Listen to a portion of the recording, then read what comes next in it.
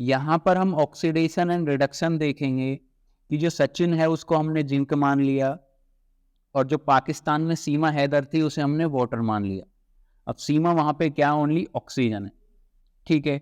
अब होगा क्या कि सचिन ने क्या कर ली, ऑक्सीजन गेन कर ली, तो ऑक्सीजन गेन करेगा सचिन, क्या हो गया, Z हो गया, ठीक है। और पाकिस्तान क्या रह गया, H2 ओनली। तो अब ध्यान से देखेंगे सचिन ने क्या की है, ऑक्सीजन गेन की है, तो इसलिए इसका क्या होगा, ऑक्सीडेशन होगा। और पाकिस्तान ने क्या है, ऑक्सीजन लॉस की है, तो इसका क्या होगा, रिडक्शन होगा। ध्यान रखना ऑक्सीडेशन का एडवांटेज भी होता है और डिसएडवांटेज भी होता है। वो जांच एजेंसियां बताएंगी कि सचिन को एडवांटेज होता है या डिसएडवांटेज होता है। और जब दोनों प्रोसेस ऑक्सीडेशन और रिडक्शन दोनों एक ही रिएक्शन में होते हैं उसे हम कहते हैं रिडॉक्स रिएक्शन। तो ध्यान रखें, जब ऑक्सीजन गेन हो या हाइड्रोजन क्या हो, लॉस हो, वो ऑक्सीडेशन कहलाता है। जब हाइड्रोजन गेन हो और ऑक्सीजन क्या हो, लॉस हो, मीन्स इससे रिवर्स हो, उल्टा हो, वो आपका क्या कहलाता है, रिडक्शन कहलाता। ज्योति मौर्य और आलोक मौर्य का जो केस है वो डिस्प्लेसमेंट रिएक्शन को बहुत अच्छे से एक्सप्लेन करता है। कैसे कि ये आपका कोई लो रिएक्टिव मेटल है, ये इसका क्या बना हुआ है, सॉल्यूशन बना हुआ है। जैसे इनकी लाइफ में कोई हाई रिएक्टिव मेटल आएगा, मीन्स कोई पावरफुल पर्सन आएगा, वो क्या करेगा, लो रिएक्टिव मेटल को क्या कर देता है, डिस्प्लेस कर देता है और सॉल्यूशन के साथ खुद आके क्या है, जुड़ जाता है। जैसा आप यहाँ पे देखेंगे हाई रिएक्टिव मेटल ने क्या कर दिया, लो रिएक्टिव मेटल को क्या कर दिया, डिस्प्लेस कर दिया और उसके सॉल्यूशन में खुद आके जुड़ गया। जैसे फॉर एग्जांपल ये आपका हाई रिएक्टिव मेटल है, ये लो रिएक्टिव है, किसके साथ, अपने सॉल्यूशन के साथ, ठीक है। अब क्या होगा, जो हाई रिएक्टिव मेटल था वो क्या सॉल्यूशन के साथ जुड़ जाएगा और लो रिएक्टिव को क्या कर देगा, अलग कर देगा। याद रहे, केमिस्ट्री हो या लाइफ हो, जब भी कोई नया बॉन्ड बनता है, जैसे जैसे बॉन्ड बनेगा ऐसे ऐसे पुराना बॉन्ड क्या है, टूटने लग जाता है। यहाँ पर हम डबल डिस्प्लेसमेंट रिएक्शन देखते हैं।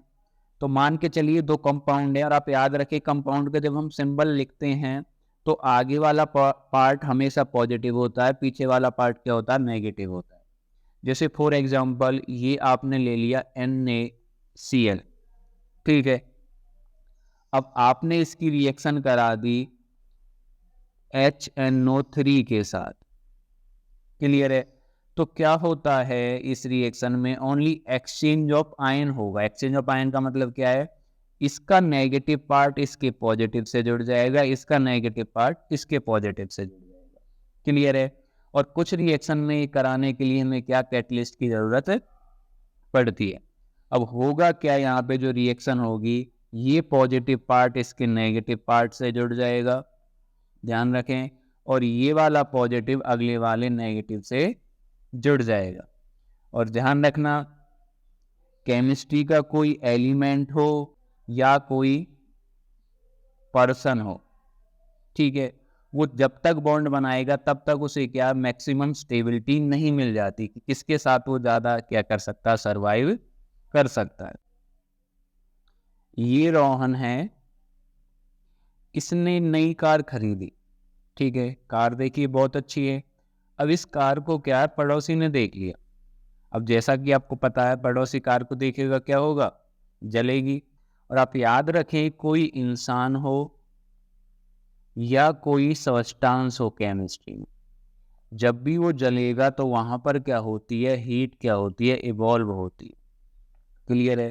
तो ऐसा प्रोसेस जिसमें क्या हो, हीट इवॉल्व हो, वो आपकी एक्सोथर्मिक प्रोसेस कहलाएगा।